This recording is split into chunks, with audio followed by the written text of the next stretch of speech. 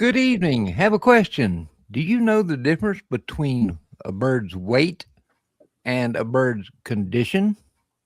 Well, coming up, we're going to explain it all to you so you will be an expert in it. I want to welcome everybody to the show tonight. We got a, we got a lot to cover in a short time to get there, so let's go ahead and start right out here. Um, somebody's, and matter of fact, we were just talking about it just before we came on air. Why are we talking about winter topics right now? Well, that's simple because we want to have you prepared in ample time to make any adjustments you need to make to your facilities or your feeding routine or everything to get your birds through winter in good shape.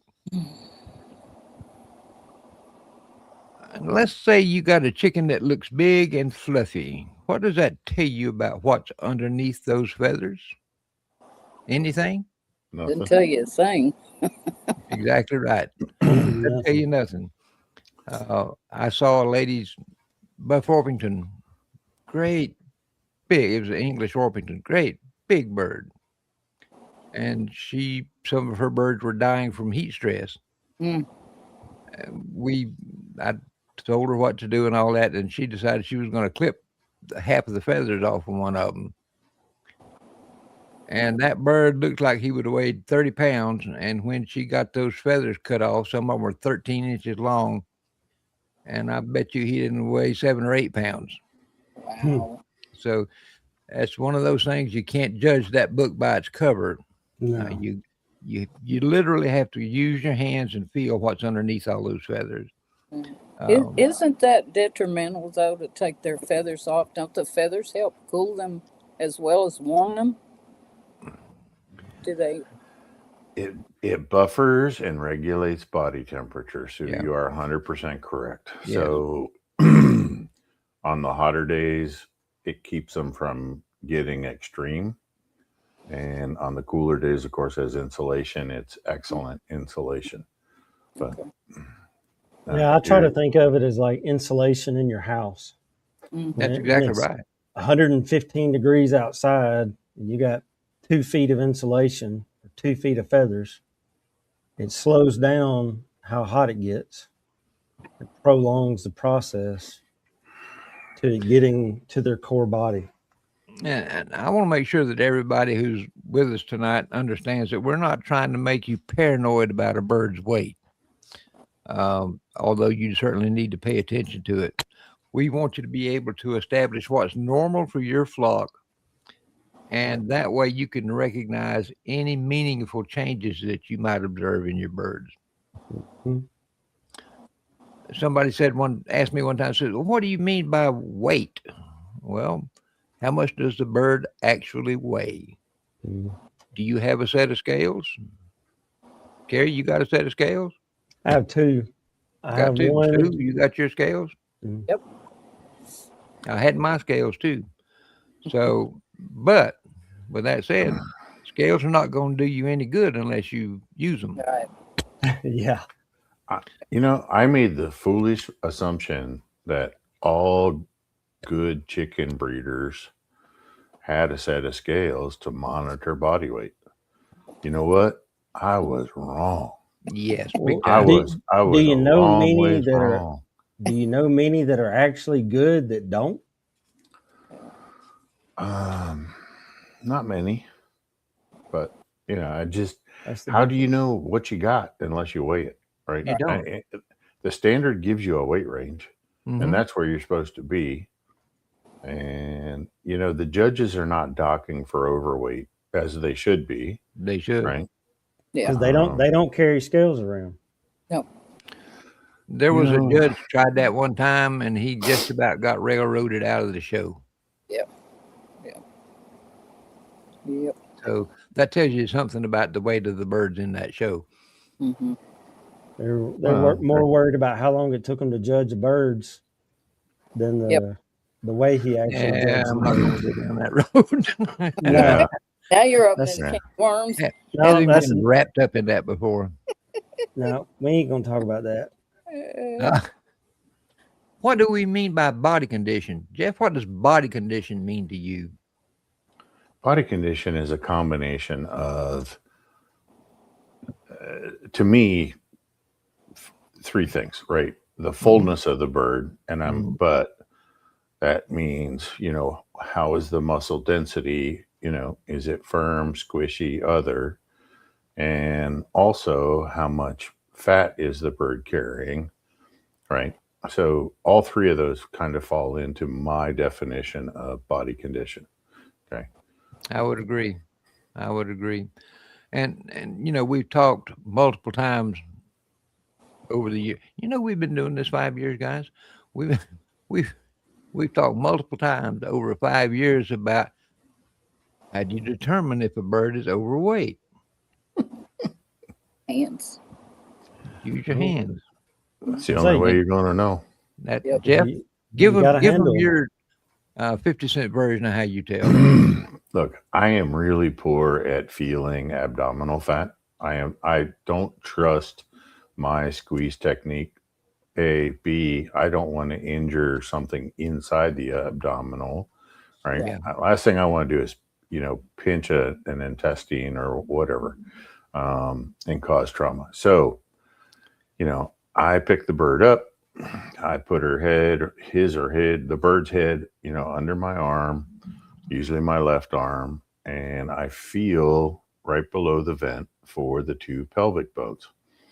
And I'm feeling for the sharpness or the lack thereof, not the spacing, not anything. I'm actually feeling, for the firmness or the sharpness, more the sharpness, not firmness, because they're supposed to be flexible. So the way I look at it is, am I feeling the end of a ballpoint pen? Because the tip of a ballpoint pen retracted, okay, is about what a good pelvic bone should feel like. Or am I feeling something like a cotton swab that's rounded, soft, squishy, spongy, whatever word you want to use? And for me, that's an easy way to tell, how much. And then I've had people say, I can't feel the pelvic bones. And I know that the fat level is really bad. Okay. If you cannot distinguish those pelvic bones, you are so grossly overweight. It's a wonder your bird's still alive. Okay. To be truthful. We talked about weight. We talked about condition. Sue, can weight, well, let me rephrase that. Two birds can weigh the same thing, okay? And is it true or false that they can have quite different body condition? Oh, that's true. Yeah. Very true. Yeah. Because whenever you pick, say you've got two pullets and you're assessing both of them, you pick one of them up, and as your hands go under, you can feel the keel bone, but you can also feel the muscle mass on each side of that keel, and how thick or firm that it is. And then you pick the second one up and your fingers sink past that keel bone. Well, you got no muscle mass on that breast. Yeah. So either that bird's not eating correctly or she's behind, something's going on. I would pay attention to that second one. And when I'm holding a bird like that, I like to use the cup of my hand and put their breast in here. And then I can just squeeze a little bit side to side. And if it feels like the bird has a V-shaped body, that is no condition. There's very little muscle mass there. What Right. you want is something more U-shaped like that. Yep. Or it fills your hands up. Yep. Exactly right. But I do want to feel the keel bone. Oh, yes. When you get a bird, You want to to the know it's point there. where, when you can't feel, they're not Cornish cross. The birds we're raising are not, commercial meat birds. Yeah. So you should be able to feel the edge of that keel bone in the palm of your hand. Yes, you want that U shape, Rip. I agree with you 100%. Yeah. But not to the point where they're so loaded with fat that They're You know, standard bred birds. You're supposed to be able to feel that. Mhm.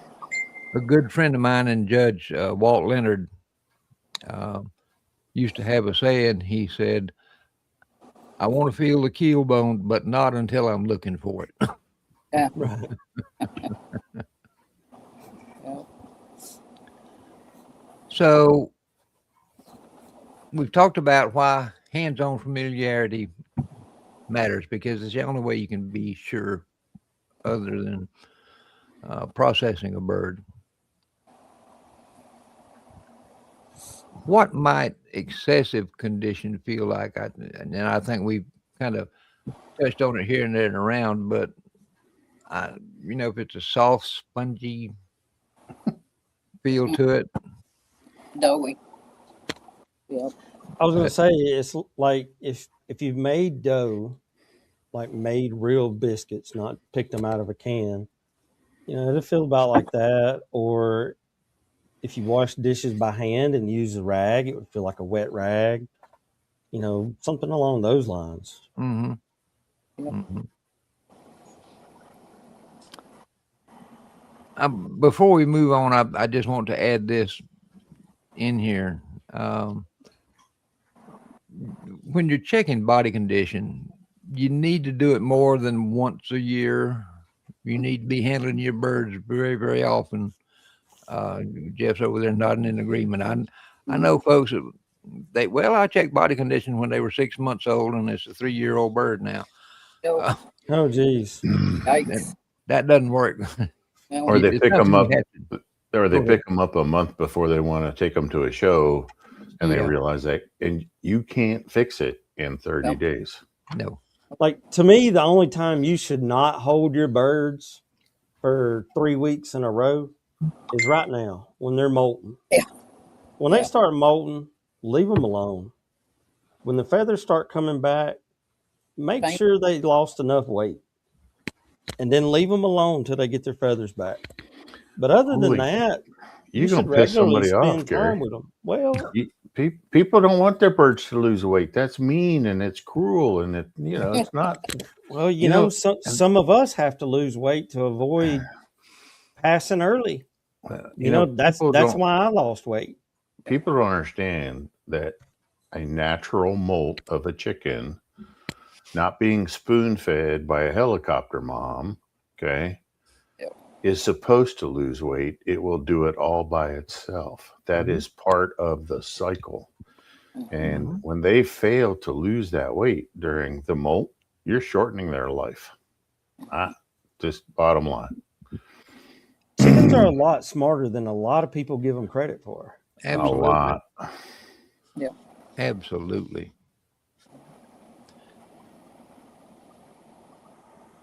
But people don't spend time watching there and doing the observation, which is how we reopened this whole segment line. Yes. If you'd Yeah. actually sit there and watch your chickens right after feeding them, okay, Mhm. it is great entertainment. Right? It relieves a lot of stress from the day, but you can learn a lot. Mm-hmm. Yeah. And I like to tell folks to keep their hands in their pockets, Yeah. because their hands in their pockets, they're not tempted to be doing something else other than watching the birds. Yeah, Right. like looking Leave at the your phone in phone and taking pictures. Yeah. Oh, Yeah. don't even take the phone to the coop. Yeah, Oh, leave gosh, it in. no. Yeah. And, make notes, not just mental notes, but Yeah. pencil and paper notes, because you're not going to remember it. If you're like me, you're not going to remember it by the time you get to the coop door to go back up to the house. But it's not funny, Sue. It hurts. I'm right there with you, Rick. Right there with you. Well, you should be journaling it. And, statistically, if you write something down, you see it and write it down, you're Mhm. going to retain it longer in your memory anyway. True. You may not have to go back and look at the journal, but just the act of writing it down Mhm. puts it Yeah. deeper into your memory. Yeah. Plus, I think it gives you one more way to be actively involved with your birds when you're doing these sorts of things. Mhm. we're not suggesting you do these just for fun, but because there's a genuine purpose in observing your birds, writing down what you see. Don't see a bird that's acting a little bit off, and the first thing you do is you grab who knows what to treat it with. Oh, it's got to be Corey. Corid, ivermectin. Yep. Yeah. Thailand You know, 200, Thailand, Thailand 50. That's You know, just crazy. I've had people come in the store and I'm like, and they'll like say, well, I need some feed. And, you know, there's like 300 bags back there. Let's narrow it down some. And I started asking questions and they're like, oh, they're just, you know, layer chickens. But, and that may be you, whoever's watching. And I'm okay with that. But if you want your just layer chickens to keep just laying 5 eggs a week, you've got to keep their body in check. You've got to keep them healthy. You know, if you want them to be the egg machines that they were born and bred to be, you've got to give them the nutrition to support it. And that does not include a lot of treats. Just like your kids. Yep. I agree. 100%. Okay, guys, let's talk about what are some winter changes we can expect to see in our birds. They'll start eating more.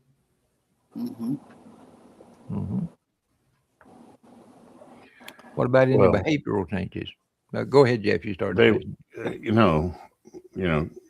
Carey hit on it, and we actually have a question along those lines, right? So Melissa is looking at changing from free feeding to a scheduled or controlled feeding, okay, which I strongly encourage. I'm great, right? And they're starting the molt. Hopefully she's got a molt feed or a plan, right, so that this happens properly. But no, you don't have to be gradual with your change. You know, just go ahead, cold turkey it and make it happen. And then, which we talked about, monitor body weight, monitor body condition, and, make sure that you're feeding the right amount, or reach out to one of us with a feed tag of what you're feeding, and we can give you a good idea and the breed, and we can give you a good idea of where your starting point for how much feed. So the biggest issue with limiting the amount of feed that they have is you have to make sure that there is room for every bird to eat at the same time, comfortably, without competition. Okay. That's where people fail. Okay. They have one feeder and they want to feed 20 chickens. Don't work that way. Okay. No. Controlled feeding, you have to have enough access space to feed for every bird to eat at the same time. Okay.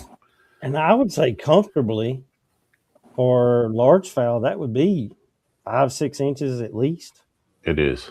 Yeah. You can almost say for every 1 pound of body weight, live body weight, you should have fair. about 1 inch of feeder space. Okay. Now That's a good rule. some of your more unique birds, like if you were doing a chameau or you were doing like a really tall, skinny bird, they don't have the shoulder space requirement. And I've told people in presentations before when I'm talking to groups is like, think of it this way, right? Thanksgiving dinner. Okay. The bigger the people are, the more space you got to have at the table for them, right? So, when I was 5 years old, I only needed about 14 inches. Well, now that I'm 60 years old, I need about 24 inches. Okay. So, same difference, the same rule of thumb applies, so the bigger the bird, the more space you need for them. But it's pretty simple. If people would just think about it, and put it into, a human analogy, it's really not that hard. Now, I was just going to compliment you on coming up with such a great analogy about feeder space. I think you did really good on that one there, Jeff. I like analogies. I can't help it. So. Well, Carey mentioned the birds are probably going to be eating more. Mhm. But what should our listeners reasonably expect to see with the change in temperature, change in seasons, and all that? What should they see for feed consumption and water consumption, for that matter? Well, I mean, when it gets cold, water consumption goes down unless you're Mhm. providing them with warmed water. Okay. They'll maintain, they should be drinking 6 to 8 ounces of water a day, depending on the bird. How much feed. It's twice as much as the feed they eat is the water they're drinking by weight. So, and how much feed do you need to feed depends on the quality of that feed. So looking at a feed tag, talking to somebody who will walk you through it. Don't be afraid to have your feelings hurt, because I know this crew, we're going to say it black and white. And if you're easily offended, we're not the right people to talk to. Okay. There's people on Facebook that'll tell you you're doing the right thing. They're lying to you, but they're going to tell you you're doing the right thing. So, look, you really don't shift the amount of feed going into winter. Even our friend Kelly, who's watching tonight up in Saskatchewan, central Saskatchewan, temperatures in the -20, -30, -40. Okay. Fed the same 3 ounces of feed all winter long and maintain just fine body condition. Okay. Wow. People just like overreact and they knee jerk, react, and they start, your bird is fine. My birds, when I had my flock in the backyard when my daughter was younger, okay, really needed nothing extra until I felt pity for them when we got down into the teens. Okay. And then just a little bit of extra cracked corn. And when I say a little bit, it's like a ½ ounce of cracked corn. Don't get crazy with it. Jeff, you had pity for your chickens? I did. They were, initially they were pets. Okay. They weren't, they were my observation group. I wanted to know how much abuse can chickens tolerate from a teenage kid. Okay. And they can tolerate a lot. All right. But you look out there and see their teeth chattering and felt bad for them. They have excellent resilience.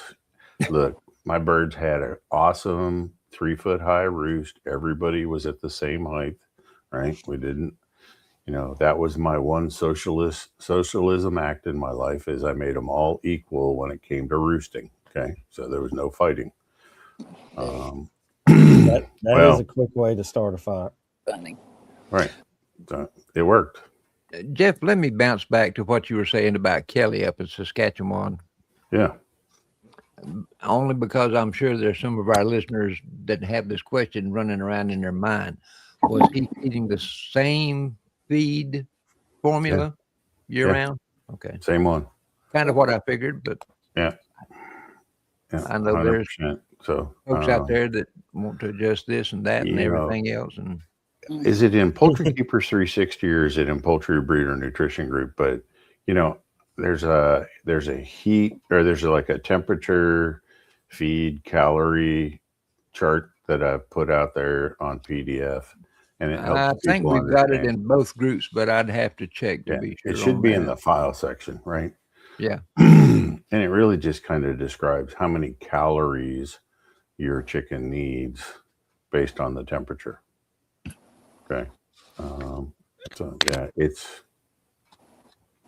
out there. Should we manage our birds differently based on their actual body condition?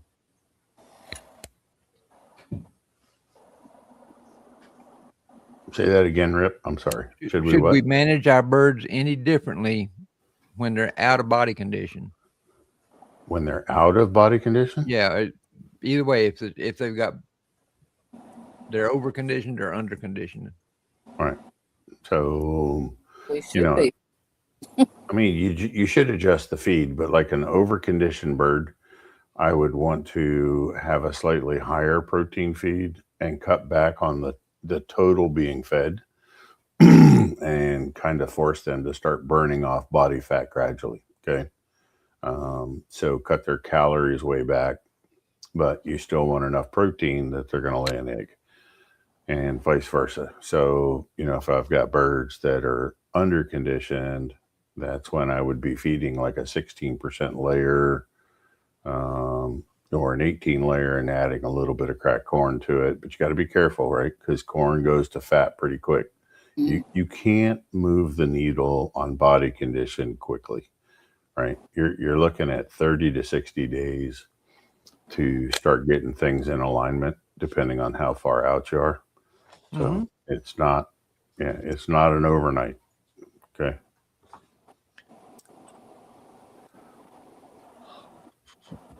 We talked about molt a little bit, but one thing that we didn't really address is the nutritional demands on a bird when they're going through the feather replacement stage. So people don't, and we've talked about molt, and we've got 2 or 3 shows on molt out there, and people should go watch them, right? So the nitty gritty is this, right? The molt should be about a 45 to 60 day process.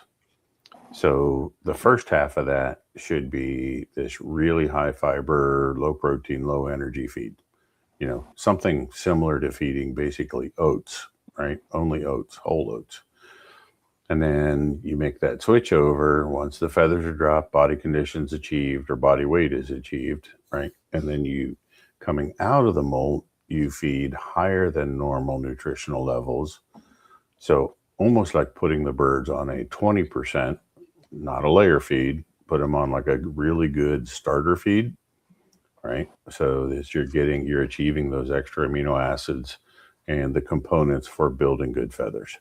So at about 20 days in, you switch from the low protein stuff, high fiber, to the higher nutrition level feed, bringing them out of the molt to ensure that you're preparing the right, you're preparing the follicles.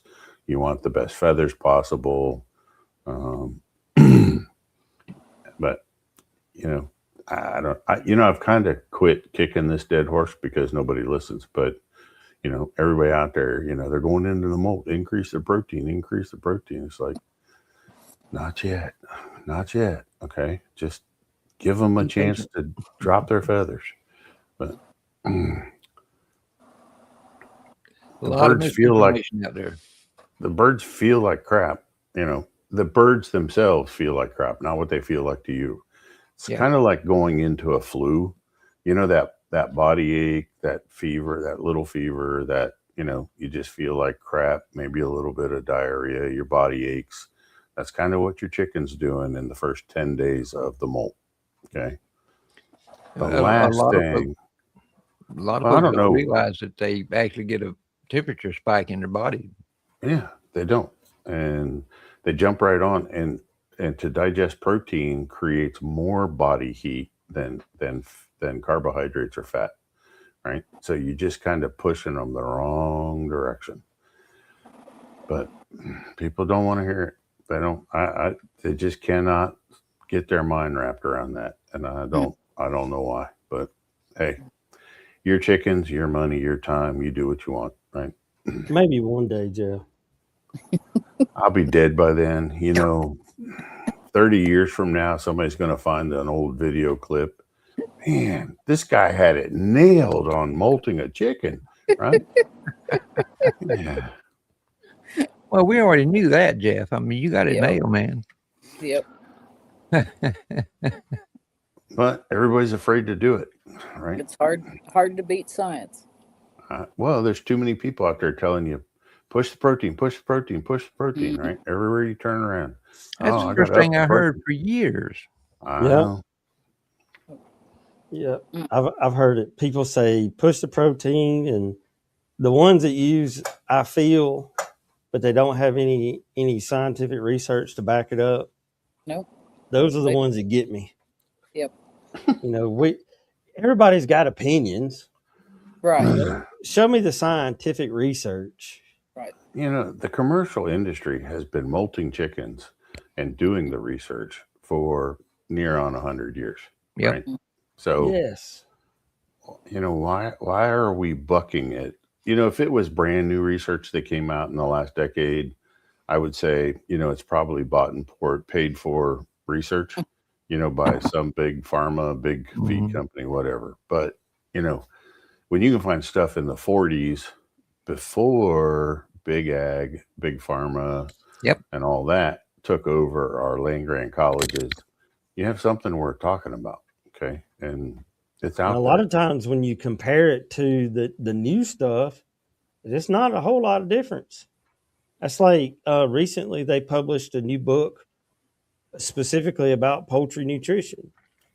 It's the first time they did it in over 30 years. Not a lot has changed. Chickens ain't changed a whole lot. No.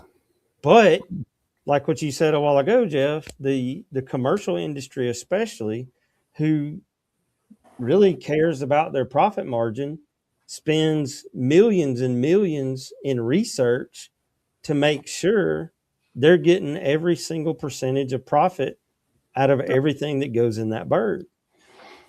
Yeah. And if people want to find those studies there that these big breeding operations are doing, they're available online. Yeah. Go to their Free. website. They're out there. Yep. But they'd rather listen to Joe Schmo down the road who, talks more than he knows anything. And, Well, Jeff, I think, I want to hope that a lot of that's because people don't feel like they have the time to read, so they just listen. But in this wonderful world of technology that we live in now, you can find that research and your phone will read it to you. Mm-hmm. When I'm in Missouri right now and on the interstate, I had my phone read me a book. Wow. So, you don't have to listen to people that think. You can find the science and get your phone to read it to you. Now I got a question. Did it read it to you in a Missouri accent? Well, so I started it in Alabama, and it had a really strong Southern vernacular. Then I hit Mississippi, and it got a little crazy. I don't even want to talk about when I went through Tennessee. And then when I hit Arkansas, it was crazy. I really knew better than to ask that question, but I stupidly asked it anyway. Before we move away from the molt, Yes. Chris has a question, and he goes, if all of his birds hatch at the same time, do they all start molting within a given time frame? Chris, they should. It's within a 30-day window, but they should start very similar. All of them are on the edge. When you see the first one molting, all of them are on the edge. They're waiting for some environmental trigger to get it started. So as soon as you see the first one or two, you should encourage the rest of them into molting at the same time. It helps your management, and it actually helps their longevity.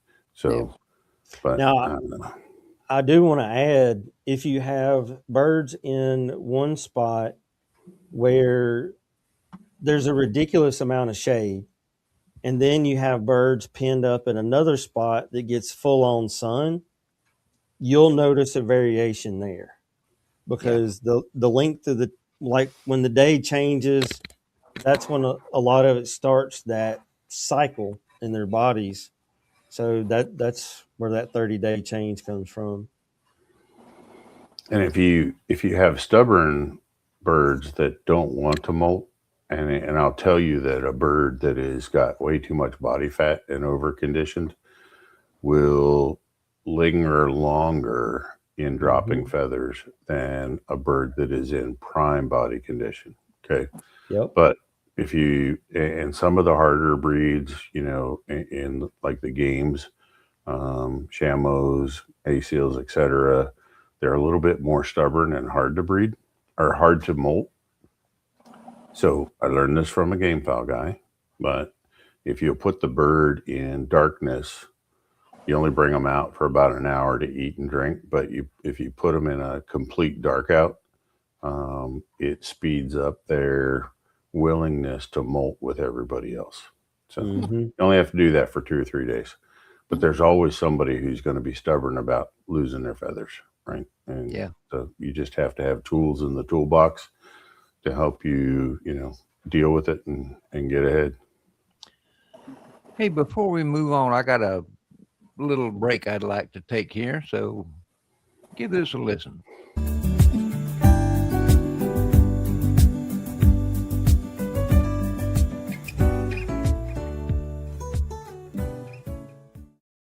We would like to take a short break to express our appreciation to the Fertrell Company for their sponsorship of the Poultry Keepers 360 Live programming. Fertrell has been a trusted name in sustainable farming and poultry nutrition for decades, and their commitment to providing high-quality, natural product align perfectly with the values we hold dear in our poultry community. Thank you, Fertrell, for partnering with us to empower poultry keepers everywhere. We're truly grateful for your dedication and support.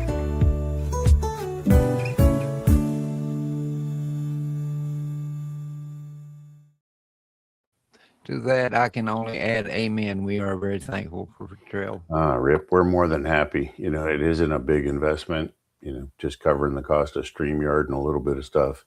I do want to tell everybody that October 3rd, Fertrell is having its 80th anniversary. So we're having a large open house. And anyone and everyone is welcome. Just show up, right? You don't have to reserve. You don't have to RSVP. You just come on in. And we're having this as a family fun day. So we've got games for kids. We got games for adults. I'll tell you what, we even have a axe throwing trailer, right? It's like a 16-foot or 20-foot trailer coming in. It's fully encaged, so hopefully nobody gets hurt. But you can do axe throwing. We're going to have a dunk tank. I'm going to be in the dunk tank for the first 2 hours that we do the dunk tank. I was fixing to point that out because I was going to tell all those ladies out there that have birds that you've made comments about and they made you mad. They can come and make a donation and throw balls at you at the target to get you to dunk as many times as possible. Hey, you know what? They're actually cheating on this dunk tank because if you don't want to throw the balls and you just want to see me get wet, you can just push the button and drop me in the water, right? That You don't might be even. worth the plane ticket. Yeah. So it's That's what I'm saying, Sue. It's for a good cause, Yep. which, raw entertainment. Yeah. And I'll say this, if somebody does come, one of our viewers comes and wants to do that, I will video it and I will send them the video and we can even share it on our webpage, on our Facebook page. There you go. Okay, moving along here. I've got somebody asked me this question and I thought it was worth putting in here. Does wintertime affect birds based on their age and their life stage? For example, young pullets just getting ready to come into production versus a 2 or 3 year old hen. What you thought? Well, the 2-3-year-old hen's probably going to stop laying, whereas the pullet will probably lay all winter. if she's already started. Yes. So, but without doing the lighting for sexual maturity, they're not going to reach their full potential. Yeah. So this is where keeping your pullets with your older flock is maybe not a great idea, because you don't want to miss that stimulation for peak. So yeah, it's going to affect them, Rip. I'd kind of like to see everybody kept at 12 to 13 hours of light and never let it drop below that. And it actually keeps them calmer. People don't understand. They think that light stimulation is actually stressing the bird. And it is if you have too much light and you did it wrong and you've got like, 400-watt bulbs in a 10-foot square, yeah, they're going to drive them nuts. But if lighting is done correctly, I found my birds were calmer and had better dispositions when I kept the lights consistent, right? I can believe that. Not 14 hours. Doesn't have to be 14 hours, but somewhere 12 to 13 is a really good number. And then you have room for the stimulation in the spring to start bringing them up gradually to get your eggs when you want them. Okay. And it doesn't take as long to bring that light up if you got them on that consistent schedule. I could see that. Yeah. So, yeah. And Rob just asked the same question you did. Do younger birds have more trouble with the cold? They don't, right? They don't really need the extra fat. They don't have any troubles with it. Okay, Rob, that's if, I'm making assumptions that they're on a pretty good feed, right? Not the cheapest, floor sweepings at Tractor Supply sells, but, provided that they're on a good feeding program, right? They don't, I always kept 4 to 6 inches of straw in my hen house through the winter. I felt that if I can keep their feet insulated, that was the biggest battle. If I can keep their feet warm and dry, that was the biggest battle, right? Everything else above that does fine. Everything that's feathered does fine. But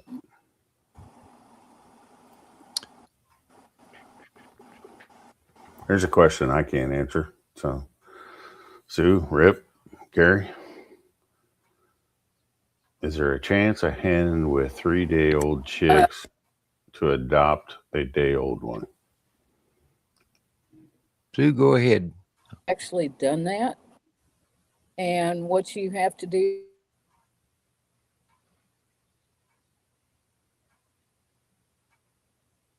We lost Sue. is go in there at night and put that chick. Am I blinking? You're okay. You're back now. Go ahead. Start over. You've done it. And okay. Go out in the middle of the night, that little chick up underneath that hen so that she can smell it and hear it all night long. And then first thing in the morning before the sun even comes up, you be out there and watch her. And I know the little hen that I put it under was a buff Orpington. And she pecked at the little chick once, and I kind of tapped her on top of the head, told her no. And after that, it was just like, okay. And she took off with it. So it can be done, but you might Orpingtons are more better for adopting. Yes. Just their nature. Yeah. So I would think that some might not. Like I wouldn't try that in any of the game breeds. That could be iffy. It could be possible, but it could be iffy. Right? I mean, you've got some hens that they're not good mothers anyway. Exactly. Right. I've got some hens that lay religiously that will, once they go broody, they'll set on them, do really well. But after about 2 or 3 days, them chicks start getting on their nerves and they don't put up with it. Yeah. So you got a day or so to get them out of there, put them in a brooder. I had a little Bantam coach, and I think she would have brooded a turtle. I mean, she took anything. Yeah. And I'm kind of chuckling here, but I want to convey to the listeners that this is a real prime example of why there shouldn't be one universal ideal. Right. Yeah. When you're working with poultry, there's a lot of variables from bird to bird, from breed to breed, in management. You just, it's definitely not a one size fits all hobby. Yeah, that's why I say you've got to be out there in the morning before the sun comes up to watch. When that chick starts rustling around, she's going to recognize that it wasn't there yesterday. But I'd say for more than one day too. Yeah. Yep. So Rob in Chattanooga, he's more worried about the very young birds. Rob, after they're 3 weeks old, they should be, Once Yeah. their hard feathers are on, I'm not worried about it. Now you're going to keep feed out for them, 24/7 and let them self-regulate, but they can regulate their own body temperature after 10 to 14 days. So once they've fully feathered, I'm not worried about them. They're fine. Just keep their feet dry and insulated. Okay. No mud puddles, none of that. Right. Just So, Rob, I'll say this: I'm right outside of Birmingham, Central Alabama, and so we kind of have very similar weather. I have had a hen laying eggs and go broody and hatch in the pen in November, and only lost one out of that whole clutch. The biggest key with the little ones, especially, is having a place for them to get out of the wind. Mhm. That's the Yeah. most important. And dry Yeah. and away from the wind. Yeah. If you can keep those two situations met, they'll be solid. And those will be some of the most resilient birds you have in the fall. Chris said he did it with a week difference in hatch date. He had a week of difference, and he was able to do it. He didn't know if maybe he had to call one of the small chicks and that she was counting or not, but it worked in his case as well. So even at a week's difference. Yeah. Um, Very specific to your hen, Yeah. Some of Hey. them will, some of them won't. Esther's with us tonight. Yep. Hey, Just to Esther. clarify, Esther, you really don't need to change your feed seasonally. I mean, yeah, especially with your Chanticleers, they're made for the winter, so Yeah. you should be good. Yeah. Yeah. As far as increasing protein in the summer, you have to watch your egg size. So if you're getting proper egg size, then we're fine. And as long as you're watching your egg size and you're feeling for your body condition, I would not make a change. But you should be able to keep feeding the same thing except for during the molt. So let's talk about when weight loss, going back to how often are you weighing your birds, y'all? How weight loss becomes information to us. Mm. What do y'all think when you see a sudden versus a gradual loss in weight in your birds? if I see a sudden drop in body condition, right? Now I'm looking at, do the feathers lay sleek and nice? Did she lose a lot of weight in a hurry? I'm going to be doing a fecal test to check for parasites, right? That's probably where I'm going to go at first. I'm going to pay close attention to the manure droppings of that bird to see if they look normal or discoloration, watery, runny, whatever, and then go from there. But you should not see a rapid weight loss, unless the bird's sick, whether it's parasites or other, like if it got into some bad feed, you can see body weight loss pretty rapidly, but then you're going to see some diarrhea. Okay. Yep. It's a lot like humans. And, a lot like humans. We want to, humans, we don't pop eggs out and we don't stand outside and crow. So yes, our bodies are made differently, but if a human suddenly loses a noticeable amount of weight, they need to go to the doctor. Well, if you need to check your chickens out if they do too. And with any livestock or anything on the farm, you can look at their poop and learn a whole lot. You can learn if they're eating right.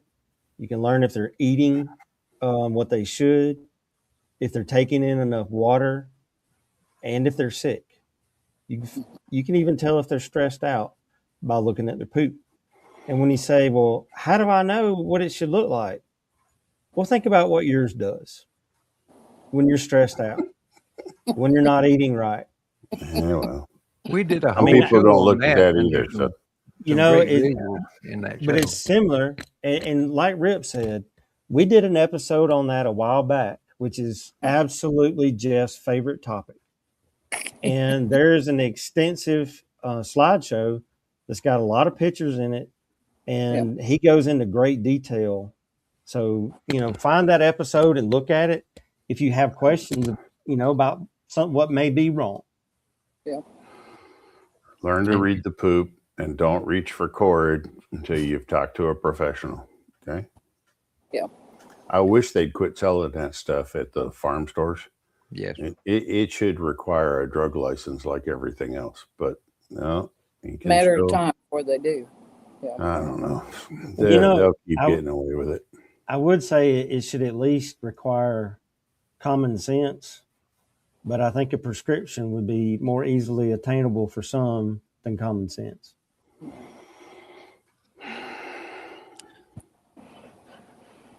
One thing I want to, and we've talked about it numerous times on other shows, and we've talked about it already and mentioned it tonight, but I want to throw this out there just one more time. So if you joined us late, you'll get this information. Do not jump from observing your birds to diagnosis. It's if you see something you think might be an issue, it doesn't mean go grab the cord, go grab the towel and whatever. It means that you need to do some more observation. You might want to ask your questions something like, what has changed? Anything? Change feed? Change lighting schedule? Mm-hmm.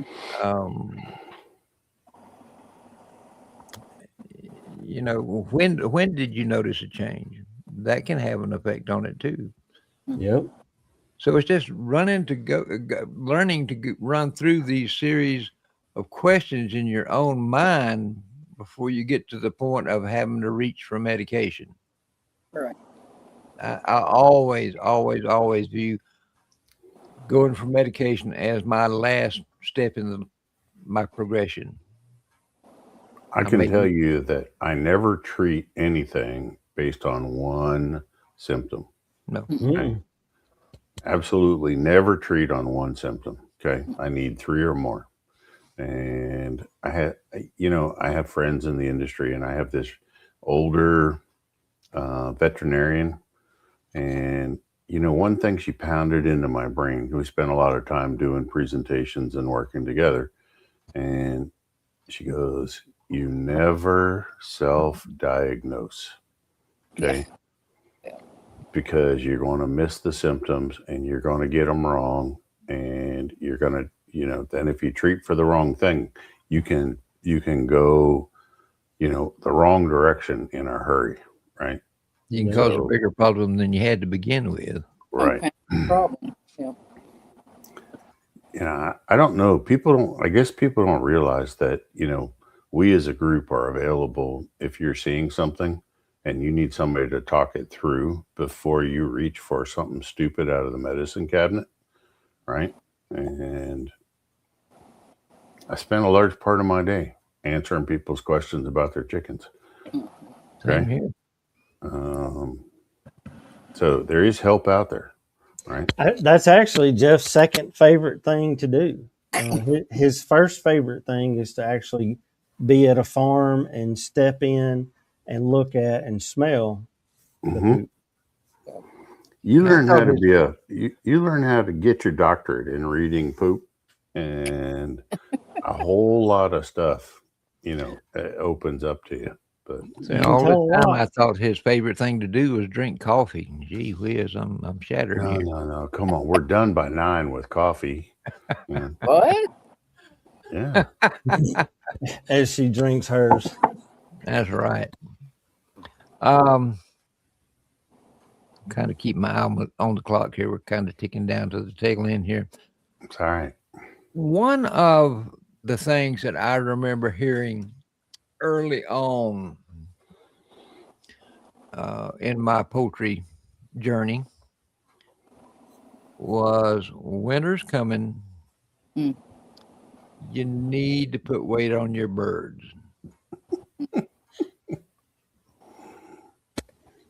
Good way to kill them. Yeah. Yep. That's a good way to make sure you don't have a lot of chicks come breeding season. Yep.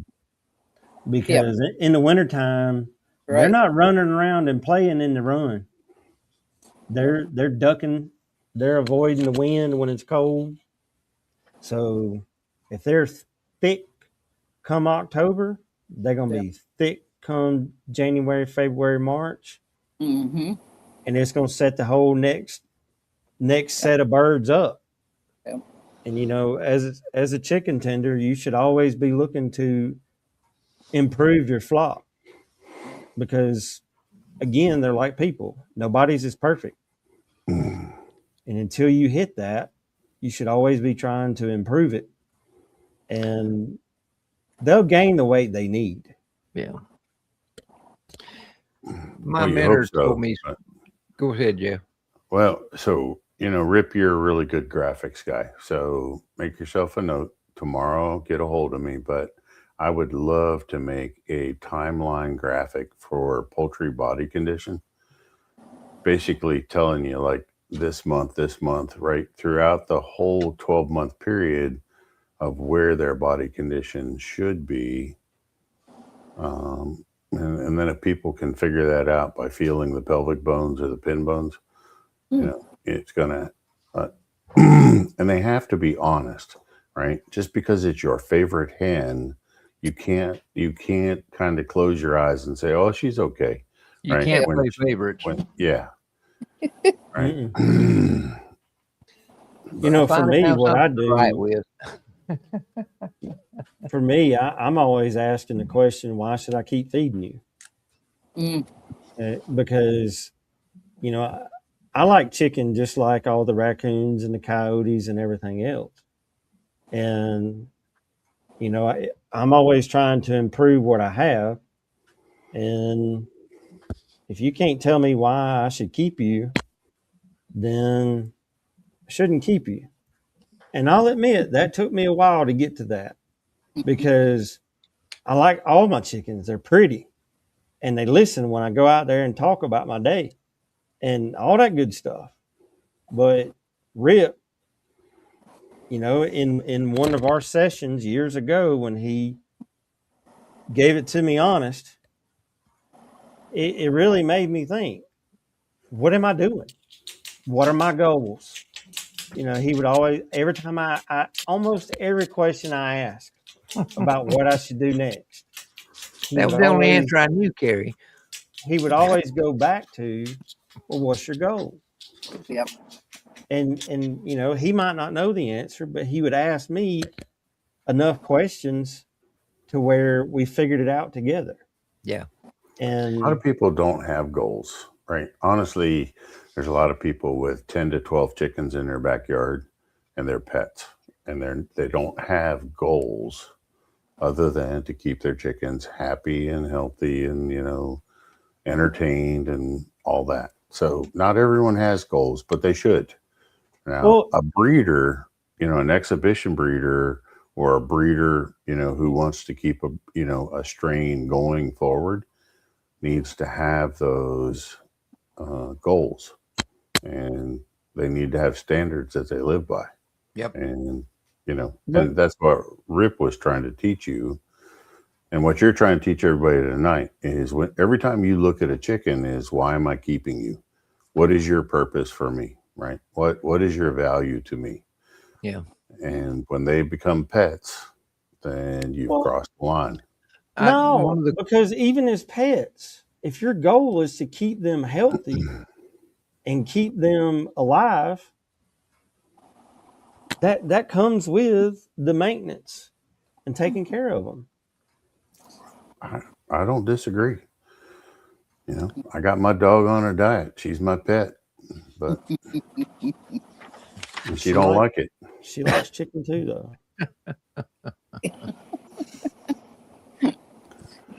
What else you got, Rip? We're at our time. Nothing. I don't have anything really here other than just to encourage folks to start making it a habit to at least every other day stopping for 5 minutes and watching your birds and see what they're doing, see how they're behaving, see how they're acting. Yeah. Sooner or later, you may not see benefits from it today or tomorrow, but sooner or later, you're going to see something. You're going to think, aha. Mm-hmm. Geez, I'd give extra in the offering plate on Sunday if I could get people to do it once a week. Mhm. Right? Yeah. I mean, it's That like is pulling true. hen's teeth to get people to actually observe their chickens. Mhm. And I'm going to close it out with my funny story, right? I have one funny story. Lay it on us. I started out with, I adopted or rescued 4 buff Orpingtons from my ex-wife's aunt and uncle. And all they ever fed those birds was cracked corn. I'm serious, just cracked corn from Tractor Supply. Oh, So anyway, when they got tired of them, they were notable for getting tired of pets and, getting rid of them. They ended up at our house. So one day I had a bad day of fishing. I came back with a full bucket of minnows. I had 4 dozen minnows in that bucket, right? I pulled up a camp chair and I sat there, and one by one, I flipped those minnows over the fence where the buff Orpingtons were. And I got more entertainment with those minnows that way than I would have if I was fishing. Okay. Mhm. Yep. Yep. Now, here's a low fat, high protein, good, high quality snack. Okay. Yep. So, and if you have never watched, chickens eat a minnow, you're missing out. Yep. Cheap entertainment. Yeah. Cheap For entertainment. sure. For sure. Well, folks, we appreciate you joining us tonight. I've enjoyed tonight, and I hope the rest of our team has too. We'll be back in 2 weeks with another winter-themed show. So you'll have to stay tuned to see what we're going to talk about in 2 weeks. Thank you for joining us. And, don't forget, weigh your birds, observe